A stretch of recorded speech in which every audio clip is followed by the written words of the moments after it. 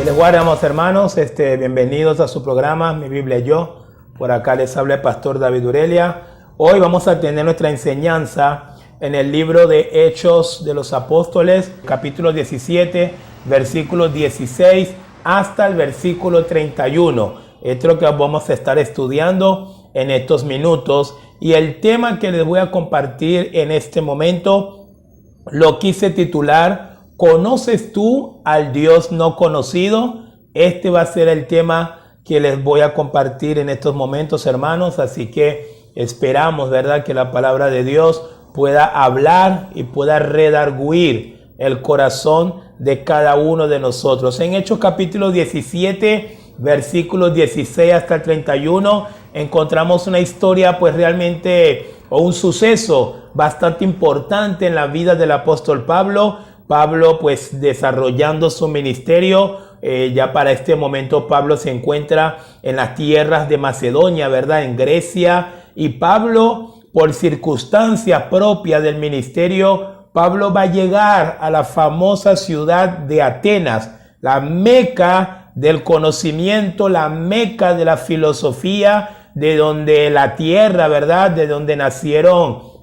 los más grandes filósofos que han existido en este mundo. Y ahí está Pablo, ya Pablo había pasado por Filipos, había pasado por Tesalónica, y en estos dos lugares pues las cosas fueron bastante difíciles. Aún así, el apóstol y sus colaboradores se esforzaron para compartir el evangelio aún en las adversidades, y también dejaron semilla, también dejaron fruto del evangelio también en esos dos lugares. Pero luego pasan a Berea, en donde pues definitivamente los hermanos o los judíos que estaban en Berea fueron como una especie de alivio emocional en todos los aspectos, ¿no?, para el apóstol Pablo, porque como bien lo dicen las escrituras, los de Berea eran más nobles que los de Tesalónica, ¿verdad? Pero ahora vuelve a recrudecer nuevamente la persecución detrás de Pablo, detrás de sus colaboradores.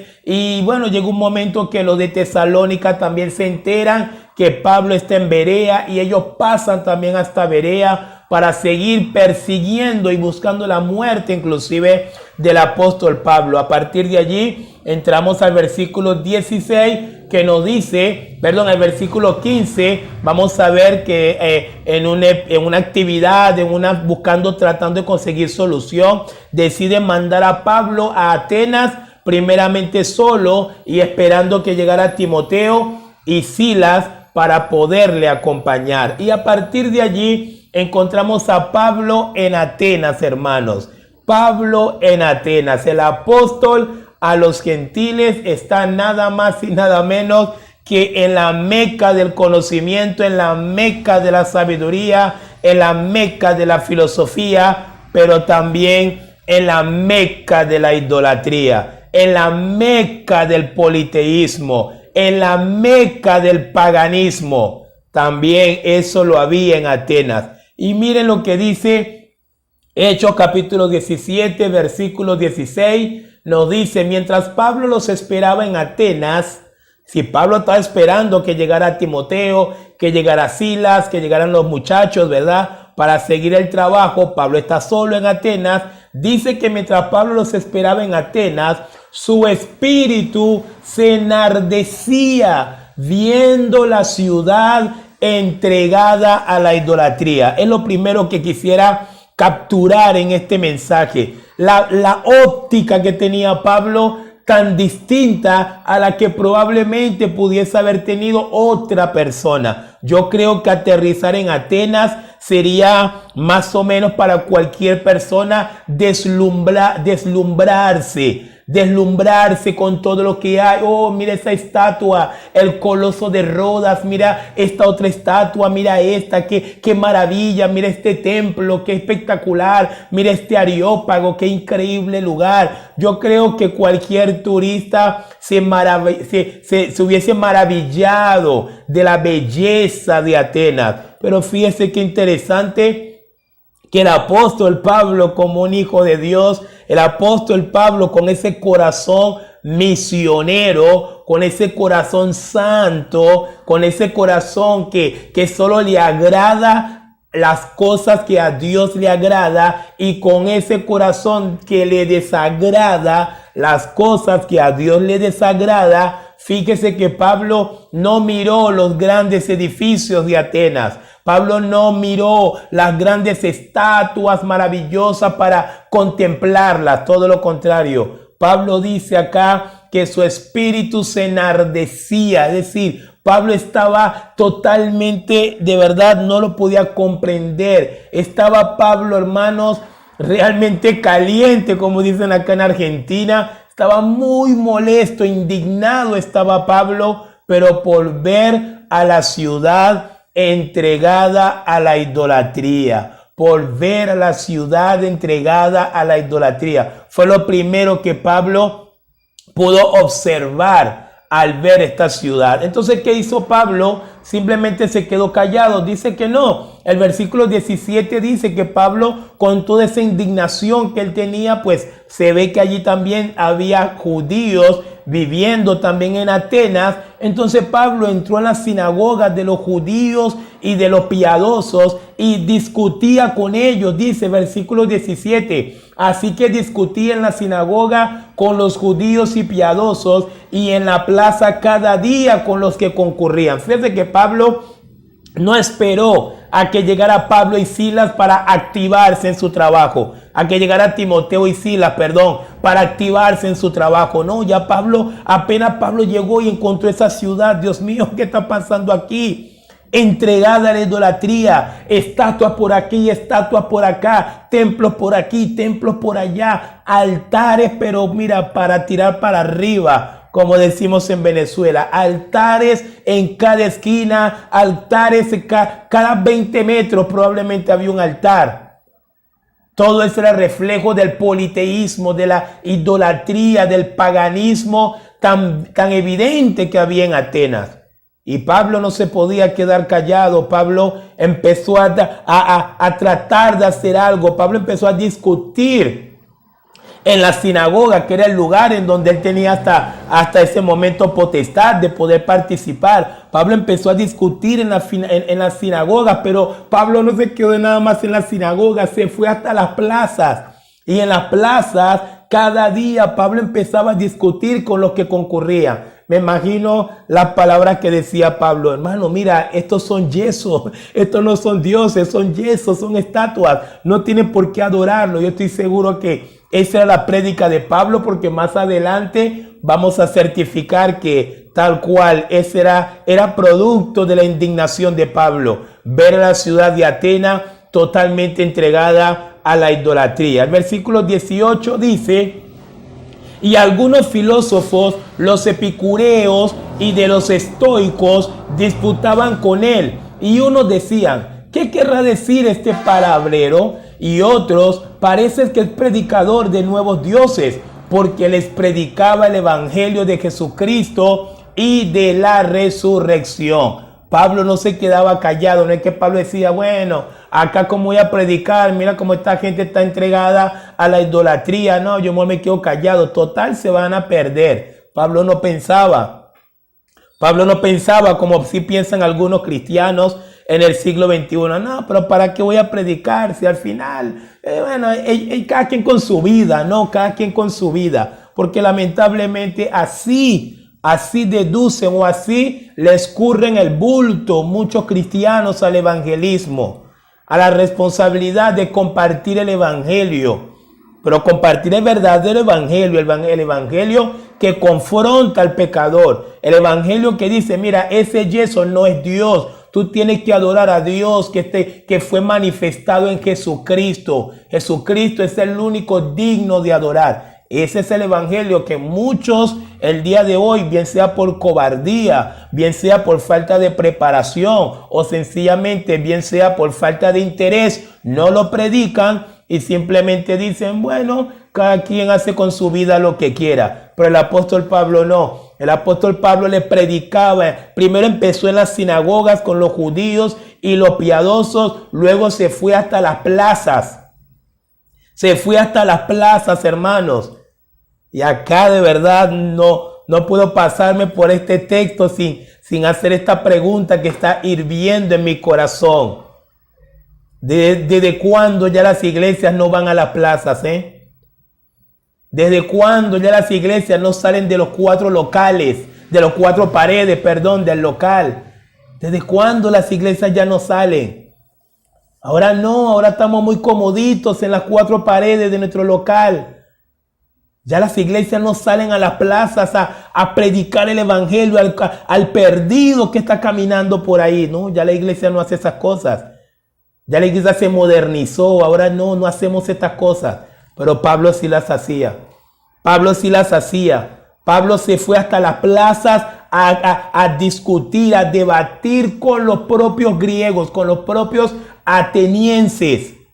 Y ellos les asombró tanto las cosas que decía Pablo, aunque no la terminaban de entender muy bien, que a ellos se les ocurrió una idea. Y ellos dijeron, bueno, ya que este hombre está hablando de un nuevo Dios, pues bueno, vamos a invitarlo, vamos a llevarlo para Areópago. Porque el versículo 19 dice, y tomándole, le trajeron al Areópago, diciendo, ¿podremos saber qué es esta nueva enseñanza de que hablas? Versículo 20, pues traes a nuestros oídos cosas extrañas. Queremos pues saber qué quiere decir esto. Y el versículo 21 hace un análisis de más o menos cómo era la vida de los atenienses. Y el 21 dice que los atenienses lo único que le importaba en el día a día era conocer algo nuevo. Recuerden que para ellos todo era filosofía, todo era conocimiento, todo era una guerra de quién sabe más, quién conoce más. Entonces, como llega Pablo con algo nuevo, estos grupos quisieron rápidamente llevarse a Pablo como para tomar la enseñanza de Pablo y así pues tener un conocimiento mayor o un conocimiento plus en comparación con los demás. Esa era la vida de los griegos, esa era la vida de estos atenienses principalmente. Conocer siempre algo nuevo. Conocer algo nuevo. A partir de allí se llevan a Pablo y voy a leer del 22 hasta el 23 y allí ya entramos de lleno al tema de esta enseñanza, ¿verdad? ¿Conoces tú al Dios no conocido? Espero que al terminar este video, pues tu respuesta pueda ser afirmativa. Amén. Entonces el versículo 22 dice, entonces Pablo, puesto en pie, en medio del Areópago, hermanos. Creo que lo que han visto alguna historia acerca de los griegos, los atenienses, el Areópago era como prácticamente una cancha de fútbol, ¿no? Un lugar grandísimo. Había mucha gente allí, a lo mejor no estaba una gran multitud increíble, pero sí habían bastante curiosos, gente que quiere escuchar qué va a decir Pablo. ¿Por qué? Porque Pablo para ellos traía una nueva enseñanza. Entonces, bueno, Pablo puesto en pie en medio del Areópago, versículo 22 estoy, Hechos 17, versículo 22, dijo, varones atenienses, en todo observo que sois muy religiosos. Lo voy a leer nuevamente, versículo 22, entonces Pablo, puesto en pie en medio del Areópago, dijo, varones atenienses, en todo observo que sois muy religiosos. Y acá hay que hacer un pequeño paréntesis. Religiosos, mas no salvos. Son muy religiosos, pero no tienen salvación. Algo de esto pasa también en el día de hoy. Hay gente muy religiosa, pero no significa que sea salva por eso. Hay gente muy devota a los rituales. Hay gente muy devota a las misas. Hay gente muy devota a toda clase de práctica religiosa. Pero hermanos, religiosidad no es igual a salvación, ¿ok? No, olvídese de eso. Religiosidad no es igual a salvación. ¿Sabe lo que es igual a salvación? La fe en Jesucristo, arrepentimiento y fe en Jesucristo, porque Cristo no es religión, Cristo es una relación, una comunión que adquirimos desde el día en que creímos con el Dios vivo por medio de su Hijo Jesucristo. es una relación personal con nuestro Señor Jesucristo, que nos juntamos como hermanos en la fe para adorar de manera congregacional. Y obviamente esto se llama la iglesia, pues la iglesia es la congregación de los salvos por Jesucristo. Es decir, la iglesia es donde se congregan aquellos que tienen comunión personal con nuestro Señor Jesucristo. Mucha religión, nada de salvación. Entonces Pablo dice, observo que sois muy religiosos. Y Pablo les explica por qué ellos son muy religiosos. Y en el versículo 23, Pablo, de verdad es increíble la capacidad que tenía Pablo para buscar cualquier elemento para convertirlo en un objeto de evangelización, hermanos. Es increíble. Es increíble la capacidad de este apóstol de cualquier circunstancia utilizarlo, pero para que sea una herramienta para él poder predicar a Cristo. Lo vemos en toda su vida. Cada vez que Pablo estuvo preso, no se echó a llorar, no se echó a morir. Utilizó esa situación para predicar a Cristo. Pablo estando naufragando allí en Hechos capítulo 28, más adelante, usted ve en toda la tragedia que está Pablo allí en medio de ese naufragio. Pablo utiliza también esas circunstancias para predicar a Cristo. Este sí era un apóstol, este sí era un misionero, este sí sabía lo que era el evangelismo. Hoy en día tenemos tarea pendiente, tenemos que seguir aprendiendo de Pablo. Tenemos que seguir copiando de Pablo, porque no hay duda de que la iglesia cada día se aleja más a la verdadera evangelización. Hoy en día utilizamos más atracción. Ponemos el templo bonito, le ponemos luces afuera. Ya no sabemos qué hacer porque queremos atraer a las personas.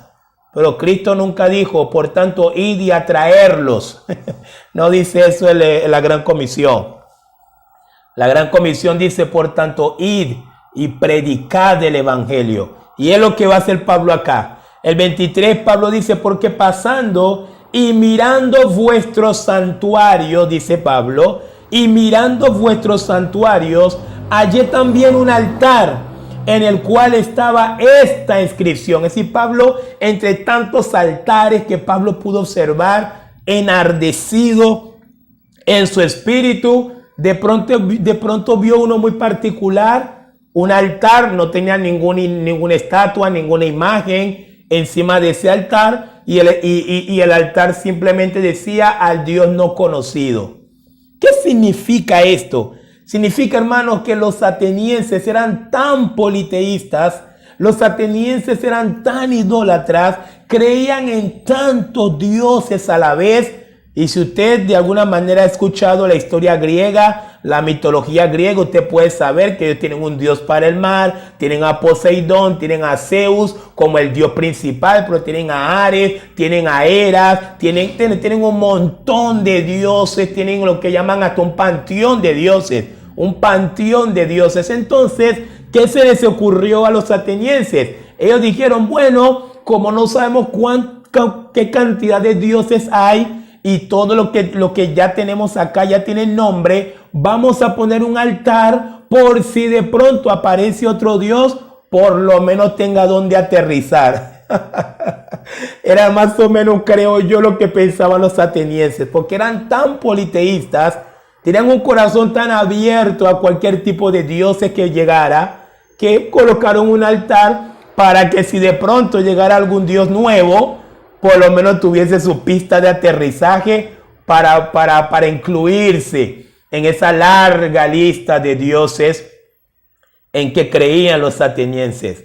Por eso es que Pablo le dice, hallé también un altar en el cual estaba esta inscripción, al Dios no conocido. Ese era el nombre de ese altar, al Dios no conocido. Pero miren, hermanos, lo que Pablo va a decir y cómo Pablo va a utilizar esta inscripción para hacer una apertura evangelística increíble. Alabado sea Dios por la vida de un apóstol como Pablo. Alabado sea Dios por un siervo como lo fue Pablo, hermano. Ese es nuestro modelo hoy. Estos son nuestros modelos. Estos son nuestros ejemplos. No le quito valor ni tampoco le quito estima a los pastores, a los líderes de hoy, para nada. Pero déjeme decirle, hermano, y si usted está empezando en la fe, si usted es un nuevo creyente, no nos mire a nosotros, no me mire a mí. No mire a su pastor, no mire a los líderes que aparecen en la televisión. No. Mire estos siervos en la palabra. Mire estos siervos registrados en la palabra. Mire la vida de un apóstol. Mire la vida del pastor de los gentiles. Mire lo que va a hacer Pablo ahora.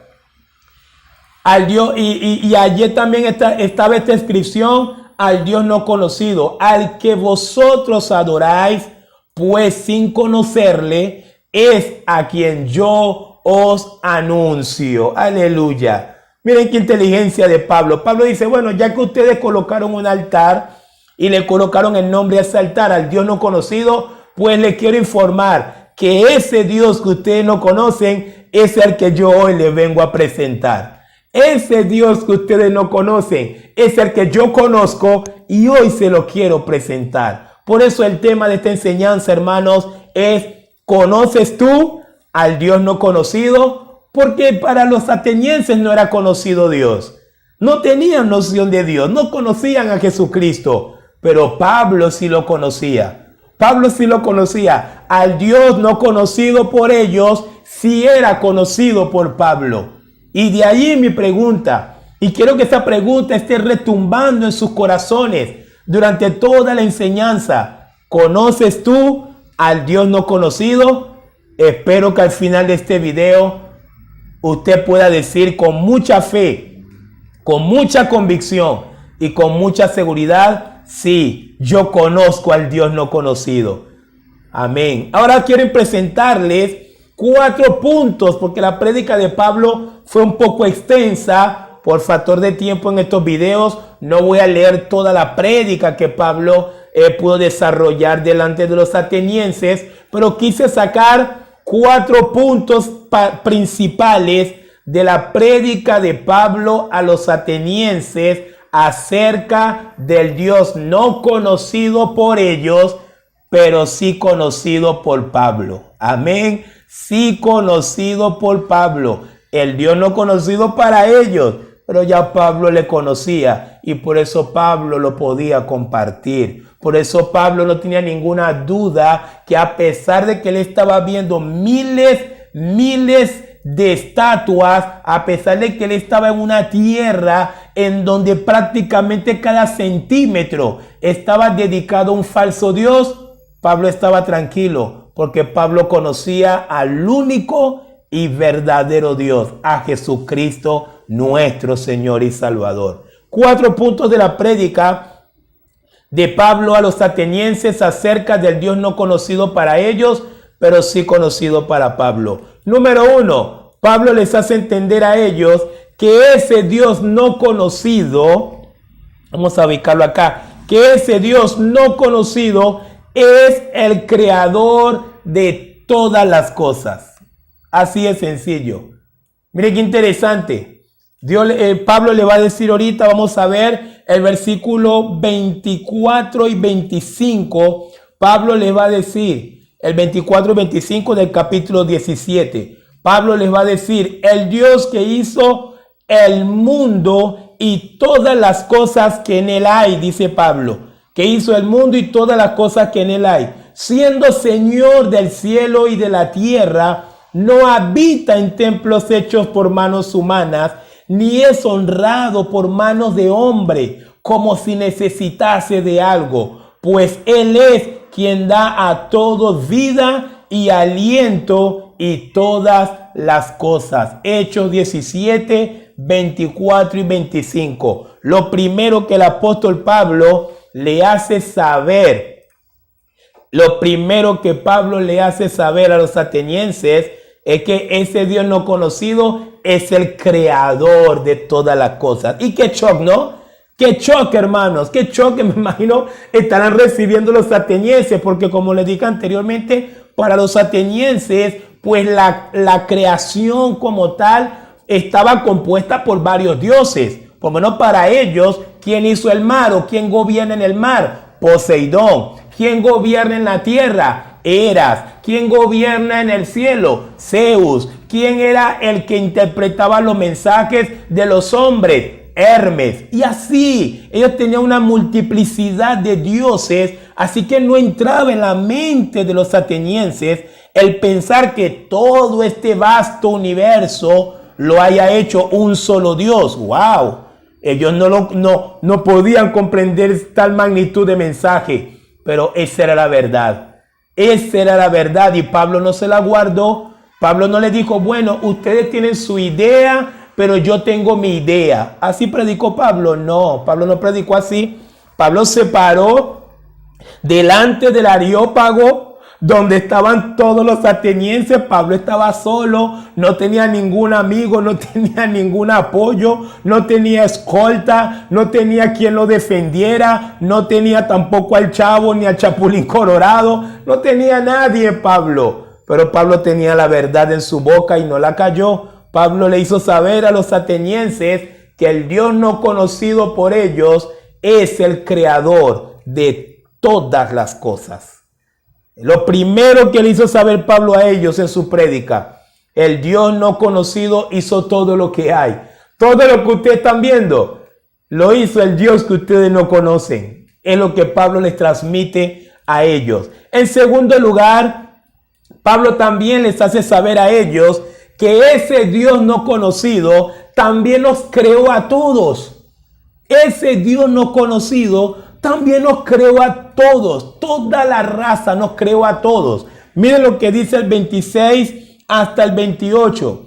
Y de una sangre ha hecho todo el linaje de los hombres para que habiten sobre la faz de la tierra y les ha prefijado el orden de los tiempos y los límites de su habitación, para que busquen a Dios, si en alguna manera palpando puedan hallarle, aunque ciertamente no está lejos de cada uno de nosotros, porque en Él vivimos y nos movemos y somos, como algunos de vuestros propios poetas también han dicho, porque linaje suyo somos. ¿Qué clase de prédica? Magistral prédica de Pablo. Pablo no está predicando frente a novatos de la literatura, novatos de la filosofía. No, hermano, pues vamos a recordar, Pablo aquí está hablando con la meca de la filosofía. Estos son los descendientes de Platón, de Aristóteles. Pero ahí está Pablo con su evangelio. Ahí está Pablo con el evangelio. Por encima de la filosofía está el evangelio. Si la filosofía es buena, si la filosofía ha ayudado a entender muchas cosas en este universo, en la tierra, pues déjeme decirle que sin la palabra de Dios, el conocimiento está chucuto, corto. El conocimiento no está completo si no sale de la palabra de Dios. ¿Sabe que para ellos, el escuchar que Pablo está hablando, porque de una sangre, dice Pablo, de una sangre ha hecho todo el linaje? ¡Wow! Todo el linaje, Pablo. Sí, de una sangre, todo el linaje. ¿Saben por qué? Los atenienses, al igual que los griegos, de alguna manera se sentían una raza superior. De hecho, parte de las cosas que enseñaban los atenienses era que mientras más conocimientos tenías, más elevado eras como ser humano. Es decir, los que no tenían el conocimiento que tenían los atenienses, prácticamente los veían como personas no humanas. No, sí, es decir, poco conocimiento, poca humanidad. Mucho conocimiento, casi un dios. Casi un dios. Así se veían los atenienses. Por eso que los atenienses, de verdad que de todos los griegos, los atenienses eran los más prepotentes, eran los más, bueno, que se creían la supremacía, ¿no? Pero llega Pablo y le dice a ellos, miren chicos, de una sola sangre Dios hizo todo el linaje. Es decir, ustedes como atenienses son de la misma herencia genética que el esclavo, que la mujer, que también la tenía muy en poco en ese momento, los atenienses, ¿no? Y Pablo dice, mira, a todos, el Dios no conocido nos ha creado a todos por igual. ¡Wow, wow, wow! El Dios no conocido para ellos. Pablo le dice, mire, el Dios que ustedes no conocen nos ha creado a todos. Y me encanta el versículo 27 porque Pablo también define allí la razón de haber sido creado.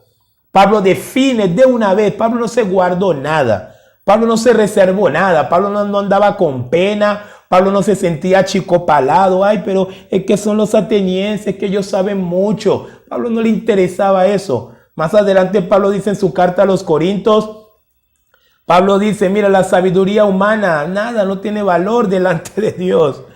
La sabiduría humana no tiene valor. ¿Dónde está el sabio? ¿Dónde está el erudito? Dice Pablo. ¿Dónde están? No. Ya que en la sabiduría de Dios, ya que en la sabiduría de los hombres no pudieron conocer a Dios, agradó a Dios salvar a los hombres por la locura de la predicación, dice el apóstol Pablo en su primera carta a los Corintios. Y es lo que está diciendo Pablo acá, la segunda verdad de su prédica. El primero es, el Dios no conocido nos creó, hizo todo lo que hay. El Dios no conocido es el creador. Y en segundo lugar dice, el Dios no conocido nos creó a todos. En tercer lugar, y ahí la cosa se va poniendo como color más púrpura, Pablo va elevando el volumen de la predicación, Pablo va subiéndole volumen al evangelio. En tercer lugar, Pablo le dice, ese Dios no conocido por ustedes ahora manda que todos los hombres se arrepientan. Así de fácil. Sí, a los atenienses se lo dijo, hermano. Sí. A los atenienses se lo digo. Si ves que a ti te da pena hablar con tu mamá, te da pena predicarle a tu papá, te da pena de pronto predicarle a tu jefe, o te da pena predicarle, compartir el evangelio a cualquiera que tú creas que, no sé, que tenga un valor mayor. Pablo no le interesaba estas cosas. A Pablo no le interesaba eso. Pablo no le tenía miedo a nadie cuando se trataba de predicar el evangelio. Pablo dice, ese Dios no conocido por ustedes, ahora, no mañana, no pasado mañana, no, ahora, ya. Parece ustedes, me imagino el cuadro y de verdad que es increíble ver ese pequeño Pablo allí frente a esa cantidad de filósofos, frente a esa cantidad de pensadores modernos y llenos de sabiduría y conocimiento. Y el pequeñito Pablo allí, probablemente con su cara toda golpeada, de tantos golpes que le dieron en Filipos, de tantos golpes que le dieron en Éfeso. Y ahí está el pobre Pablo allí, muy débil. Y Pablo diciendo, el Dios no conocido ahora manda que todos los hombres se arrepientan. Y ahí lo vamos a ver. Versículo 29. El versículo 29 y 30 dice Pablo, el del mismo Hechos 17, 29 y 30. Siendo pues linaje de Dios, no debemos pensar que la divinidad sea semejante a oro o plata o piedra, escultura de arte y de imaginación de hombre. Pablo está diciendo, por favor, ustedes no pueden pensar que Dios es una estatua. Ustedes no pueden pensar que el Dios creador, el Dios que nos hizo a todos nosotros, ahora lo van a comparar con una piedra de oro. Pablo dice, no pueden pensar eso. Y ahora viene lo mejor de todo. Versículo 30.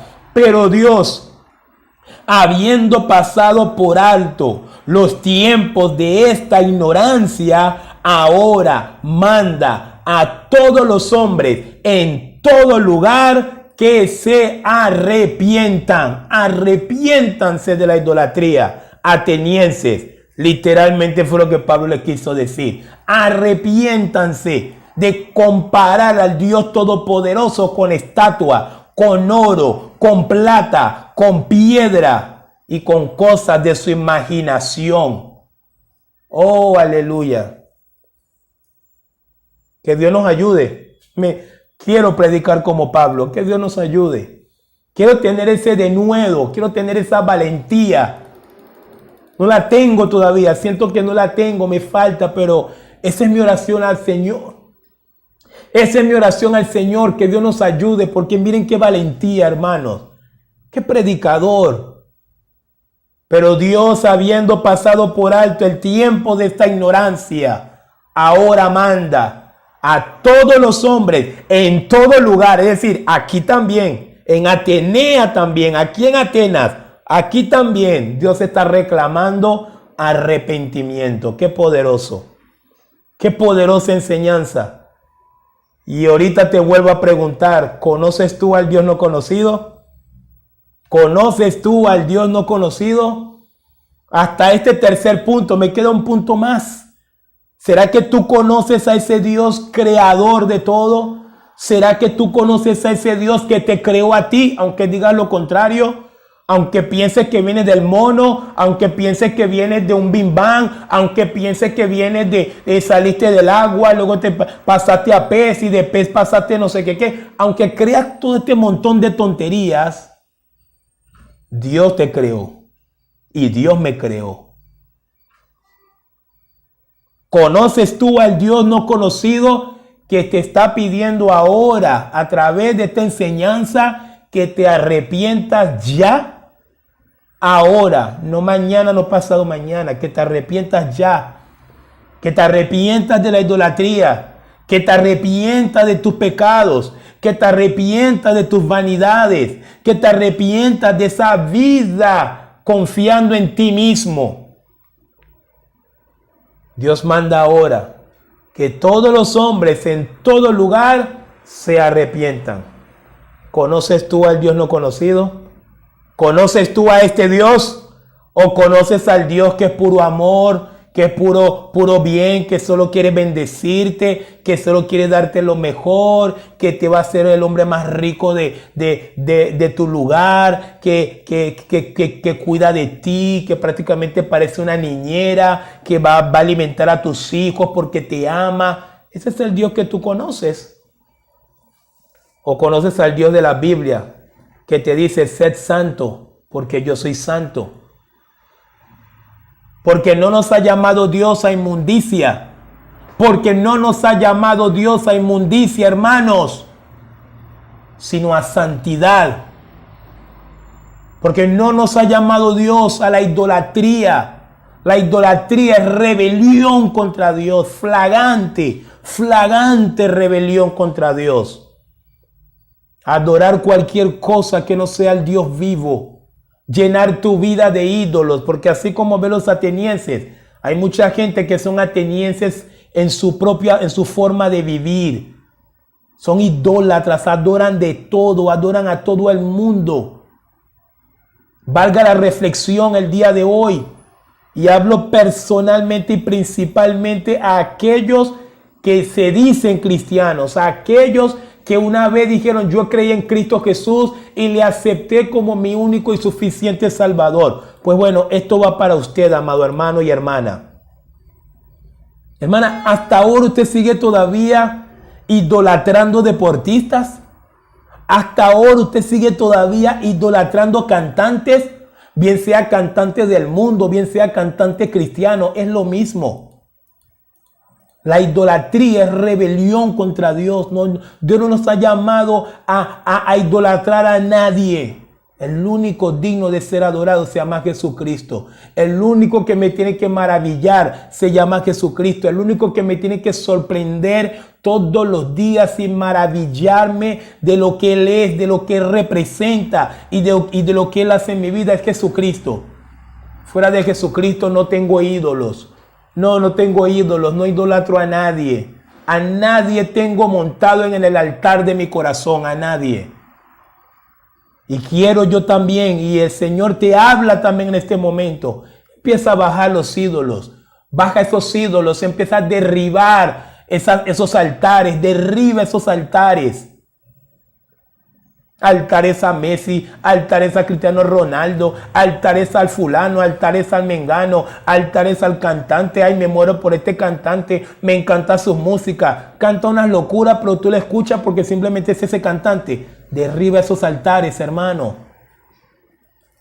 Ya es hora Es hora. Pablo lo dice. Pablo lo dice, ahora manda, ahora. No mañana, no pasado mañana, no, ahora.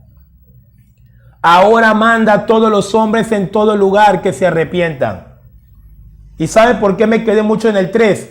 Porque si el 3 usted no lo termina de entender bien, si usted no asimila bien este punto 3, el arrepentimiento, y realmente se trabaja con eso, pues miren lo que dice Pablo en el cuarto y último punto acerca de ese Dios no conocido por los atenienses, pero sí conocido por Pablo. Ese Dios no conocido, dice Pablo, tiene un hijo, aleluya, tiene un hijo que los va a juzgar a todos. Así es sencillo. Sí, Pablo está hablando allí en el Areópago. En el Areópago, Pablo dice, ese Dios no conocido, les cuento, tiene un hijo que terminará siendo el juez absoluto y final de todas las cosas. Si no se arrepienten, atenienses, si no se arrepienten de su idolatría, si no empiezan a derribar altares, pues ese Dios no conocido tiene un hijo que los va a juzgar a toditos.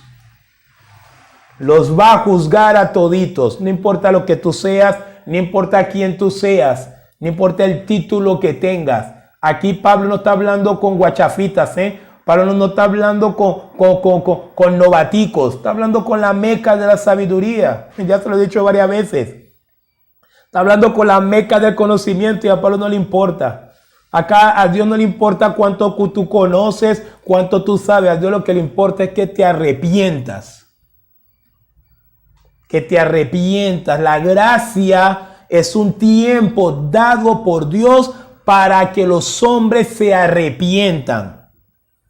La gracia no es un tiempo dado por Dios para que los hombres hagan lo que quieran y para que la iglesia pierda tiempo en un montón de tonterías. No, la gracia es un espacio, es un breve tiempo que el juez da para que usted se ponga cuentas con él antes que el juicio venga. Y ese juicio, ¿quién lo va a llevar? El Hijo. Termino leyendo el 31. El 31, Pablo dice, por cuanto ha establecido un día en el cual juzgará al mundo con justicia por aquel varón. ¿Quién es ese varón? Jesucristo, por aquel varón a quien designó, dando fe a todos con haberle levantado de los muertos. Ahí está el cuarto punto. Ese Dios no conocido tiene un hijo que si ustedes no se arrepienten los va a juzgar a toditos. Sí, ese que vino a morir en la cruz. Ese que vino a morir en la cruz para que todo aquel que en él creyera no se pierda, tenga vida eterna. Bueno, el que no cree en él ahora no va a ser el Salvador, ahora va a ser el juez. Si usted cree en Cristo, Cristo será su Salvador y será su Señor eternamente y para siempre. Pero si usted rechaza a Jesucristo, si usted rechaza la salvación manifestada en Jesucristo, pues Jesucristo también lo va a ver. Como quiera lo va a ver. Como quiera lo va a ver. Usted no se va a poder escapar de Jesús. Nadie se va a poder escapar de Jesús. Como quiera usted va a tener un encuentro con Él. O tiene un encuentro con Él como Señor y Salvador, o indudablemente, ineludiblemente, va a tener un encuentro con Él como juez absoluto y juez final en el gran trono blanco, hermanos. Así que finalizo con algunas preguntas para que usted pueda reflexionar. ¿Conoces tú nuevamente a ese Dios no conocido? ¿O será que ese Dios va a seguir siendo un Dios no conocido para ti, como lo era para los atenienses? Quisiera que lo conocieras. Quiero que lo conozcas. Quiero que ya no sea un Dios no conocido, sino que más bien sea un Dios conocido. Aleluya. Yo hace 20 años, para mí pasó de ser un Dios no conocido a ser un Dios conocido. Y esa es mi intención con esta enseñanza. Que así como pudiste entrar o pudiste escucharme hablar de un Dios no conocido, que puedas estar saliendo de esta enseñanza diciendo, ahora para mí es un Dios conocido. ¿Te has rendido a ese Dios no conocido y has hecho las paces con Él? ¿Te has arrepentido y has creído en el Hijo de ese Dios no conocido, quien será juez absoluto y final para los que no se arrepienten? El Dios no conocido se puede conocer. Aleluya. El Dios no conocido, hermano, amigo, tú que estás viendo este video, quiero decirte que el Dios no conocido se puede conocer. Su nombre es Jesucristo. Y la gracia está disponible para ti hoy. La oportunidad que tú te arrepientas de tus pecados y que tú abras tu corazón, que tú le digas, Señor, quiero conocerte. Quiero conocerte. He escuchado tu palabra y definitivamente te quiero conocer. Espero que lo pueda hacer y espero que le pueda conocer y pueda vivir una comunión espectacular con Él. Pueda transformar su vida y finalmente lo pueda llevar a su presencia, que es el cielo, donde estarán solamente aquellos que hemos conocido al Señor. Y así, hermanos, terminamos esta enseñanza. Espero que ha sido de edificación para su vida.